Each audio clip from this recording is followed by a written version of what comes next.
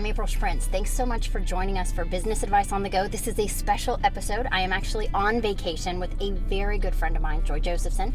We were in the Air Force together, and she's been kind enough to share some of her wisdom and things that she's learned with you. We actually have a second special guest in the back. I'm not sure if you can see Max. Probably on one of these cameras you can. So he is going to be our secondary chief dog officer. Cowboy would like everyone to know he's not wearing his tie because indeed he is on vacation. So here we go. So Joy, tell everybody about yourself and what your career was like in the Air Force. So I spent 24 and a half years in the Air Force.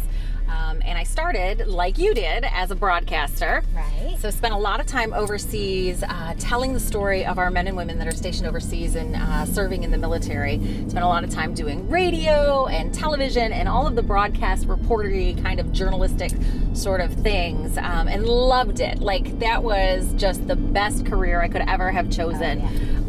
To do and have for myself in the military. And then as I kind of grew up in rank and responsibility, I transferred really more towards the strategic communication side of Air Force public affairs. Okay. And ended up traveling around the States and working with folks and helping people with their professional development and training and so on and so forth to make them not only better broadcasters and public affairs airmen, but just make them better military folks in general. Awesome. Okay, so I'm going to brag on Joy a little because she's not going to tell you this. But when Joy got out of the service, she retired. She stayed in for, like she said, the 20 years. She had already made Chief Master Sergeant, which is E9. It is the highest enlisted rank that you can be. And especially in the career field that we were in, it is very rare to make that. And Joy, you did it really fast, right? I mean, yeah. Yeah, it was okay. Yeah, I did all right.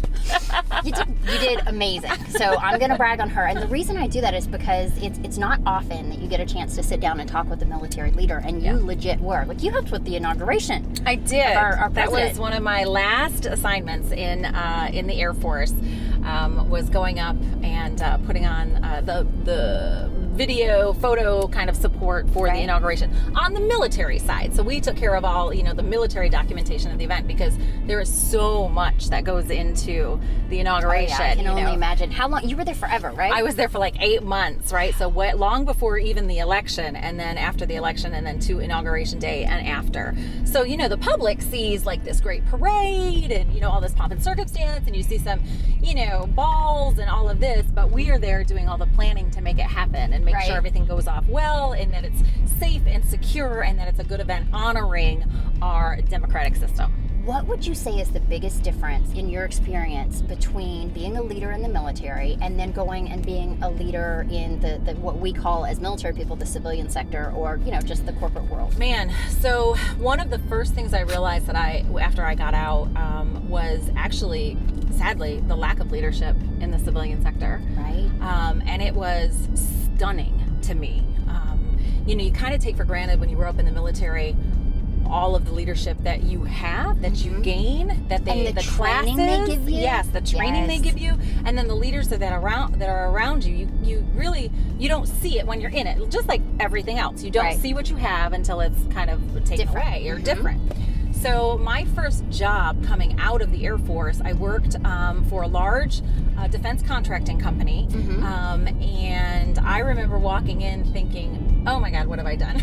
Like, oh geez, like, and then watching people who were leaders and thinking, you don't even know how to manage, much less lead an organization. So that was what was so stunning to me, was the fact that people thought they were leaders, but in reality, they weren't even good managers. Right. So what I find, and I find this sometimes with entrepreneurs too, right? They are excellent at doing what they do. Right. But once they grow to a point that they have to lead folks, they may not have that experience. They may not have done it. And one of the things that I encounter quite a bit in the corporate world is people are bosses. They are not leaders, and there's a difference. So a boss will tell you what to do, and you'll do it because you have to. Right. A leader will inspire you to and do things. There's no motivation. They don't know how to motivate people. They don't know how to inspire people. They don't really know how to care. And I feel like I'm being a little bit... Sorry about that. That's... It turned green. It did. Well, you're just going to have to wait. There's important things happening here. I mean, there are good leaders. I shouldn't say they're all terrible, they're all horrible, but it was just my experience that there wasn't a lot of active leadership happening. Right? There'd be one or two, and you would see those folks, and you would see how people gravitate toward a leader. Right. Totally. Totally. People need that in their life. And I noticed this in the Air Force even as well. Even as people are kind of complaining about this, that, or the other thing, they need the structure that a leader can bring to a team, right? They want to look at somebody and be like, that guy, that girl, they're in charge, they know what they're doing, and they're going to help me grow and be in charge too. Absolutely. Right? The best leaders are helping you grow and becoming, the person that you are meant to be. I totally agree with you. I could not agree more. Yeah. And it is interesting because in the military, it was part of the culture. Right. It was just making leaders and developing leaders was something that they just had to do. And I think in the corporate world, because instead of a quote-unquote mission focus, there's generally a money focus. Oh, yes. I think that it can get lost that the leadership is what will get you to that place. You make a really good point. There are a lot of organizations that talk about hiring veterans and want to help get veterans hired. And I do think that in the civilian sector, it's hard for folks to understand what all of an asset a military person would be. So why don't you share that? Like, why would you now as a leader in the business world want to hire a military person so that you can share that with other leaders and entrepreneurs? Yeah, so there's a lot of things. So one, I would say right out of the gate, the loyalty you're going to get from a military member. Right? Especially, military members are used to being part of a team. They know how to act as a team and get things done. Yes. And they're going to be loyal to that mission and that organization. So that's a really big thing. And again, the teamwork that they bring. And, again, a military member does not necessarily work alone. Even if you're a boss, even if you were in charge of a great number of people, you still understood and were trained to understand that it takes this village, it takes this team to get this mission done. Right. And we are focused on getting the mission done. But also, your military members know how to take care of people. Yes. Right? And you can look at any study and know that if you take care of people, the people are going to take care of you.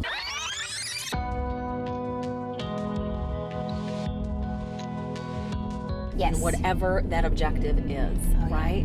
And we are masters at that in the military because we are trained, again, from a very young age to be like, okay, mission first, but people always. Yes. Okay, so we have to take a break for a second. We have to talk about your outfit. Oh! And, you are, again, you're on vacation. Yes. But we're shooting this on a Sunday. And yes. Joy does everything big. I do. So. Go big or go home. So I am a huge Buffalo Bills fan. I grew up south of Buffalo, and when you grow up in that area of the world in Western New York, you're a Bills fan or... Why are you there? I mean, I don't even know if there's another option. Bills, Sabres, the whole 9 yards. So, yes, it's we're in football season again. Woohoo! And it's our Super Bowl year. Don't fight me. Go Bills. Always go Bills. And there's some superstitions. So, I got to wear the blue glitter. I got to wear the things. I understand, right? Because the team is counting on you. Yes.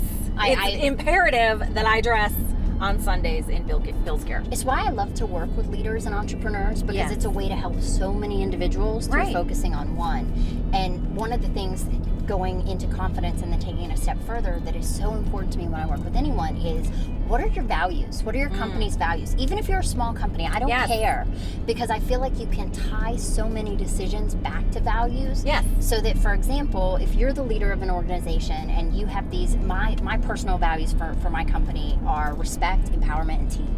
Yeah, I can tie everything I do back to that. Right. So let's say those are your values and you're not there, your employees can say, okay, what would align with the values that we have? Right. How can we do that? And I think that that's a great way to even empower them to make more decisions. Right. And do the right things. But you can't phone it in on values. You have to believe it. I call it lip service. They're like on the wall behind them, but they're telling you something that isn't. Right. And they don't believe it in their core. If you don't believe it in your core, get out. It's better not to have them. Yes. I'd rather you say there are no values. Right. Because if you say there are values and then you don't do it, or you're not awful. in it, you don't belong there. I mean, and sometimes you need to have that tough conversation with yourself. If you look at yourself and where you are in your organization or in your company and you go, man, I don't feel right about this, this, and this, or I don't believe it, get out, because it's not the place for you. There's a great book, and it's called Lead with Purpose, and I think there's Selling with Purpose as well. And the woman who wrote it did this study, and it was really interesting. Companies that had a purpose did 300% better when the economy was bad. Wow. Than companies that didn't have a purpose. Right. And when you think of the military as a company, they do have a purpose. Oh gosh, yeah. And it really does help those individuals align and rally around that one thing. And I think that that's fantastic. I think that's another reason military folks go on to make great employees. Right. You give them a purpose that they believe in, and they will do anything to accomplish it. It's key. They need to believe in it. Yeah. Right. Well, you need that anytime. Like the thing with the values. Like, you can't expect your people to buy into values if you don't buy into them. Right. Because why would I believe in something you don't believe in? Right. And people can tell. You may never say it out loud, but people, you sense it, you can tell. Yes. 100%. Leadership is a passion. You know that? Leadership it's one of those things that you have to really feel you want to do. You can't be forced into leadership, I don't think. You know? No. And it's not easy. So oh God, it's not easy. The passion gets you through when it's a struggle, because you're making tough decisions often.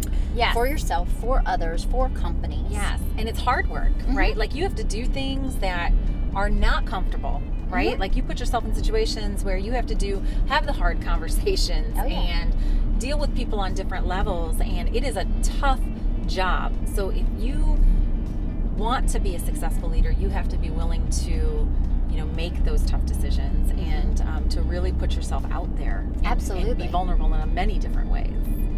It's a hard thing to do. It is, but it's worth it. It's like, if it's something you love, there is nothing better. Right. That was better. The best thing was when I moved into leadership roles and I got to be a leader and help people. And sometimes I think what's important to remember is helping people isn't always patting them on the back and sending them, up the chain or up the way. Sometimes helping them is helping them out the door. Yes. And that is important to recognize. And they may not realize it right away, but one day, hopefully, that they would know, okay, that wasn't right for me, and that person was the right person to do this at that time to get me on this path that I am on now. So going back to the transition from the military to the civilian world, a year out, I told you my first year was so difficult for me for so many reasons. And I'll have to get this list to you, but I wrote a top 10 list kind of on the year anniversary as a Facebook post about like I think I saw this. Yeah, about the 10 things that I learned in this year. And some of it was funny and some of it was, more serious. Like, it's okay to be depressed and you go through a depression. And some of it was like, you never have to run again. I'll put it in the show notes. Yeah, I will. And because it actually struck a chord with a lot of people. I got a lot of response, from my military community on that. And a lot of the response I got was, Joy, I've been out for 10 years and I felt every single one of these things. Wow. But nobody talked about it. Right. It's so important to talk about. All right, so this has been amazing. Thank you so much. I love all the stuff that you shared about the military, the civilian world. We'll put cool stuff in the notes for people. Yes. And I love you. Thank you so much for being on the show. I love you too. Thank you so much. Bye, cowboy. He's like, I need my rightful seat now. Right. He's like, I'm going to be in the front now. Bye, Max. You were a great guest too. All right. Now he's going to expect this kind of treatment forever. Thanks so much for watching Business Advice on the Go again. We have loved having you here. If you'd like to see more, you can always click subscribe and you'll never miss an episode. And don't forget, if you liked it, we'd love to have the thumbs up from you. If you'd like to be on the show, you can also send a quick note to the email address below, and we will look forward to seeing you soon. That was awesome. Oh God. Okay, hold on. Now I've got to compose myself. Let me just see where we are. And I think we've made every single person behind us mad. Okay, it wants me to turn around very badly. I think we're at a hospital. I can't say that. I was about to do the goodbye. Oh, I'm sorry. I don't know how this rolls. Right? Take 2.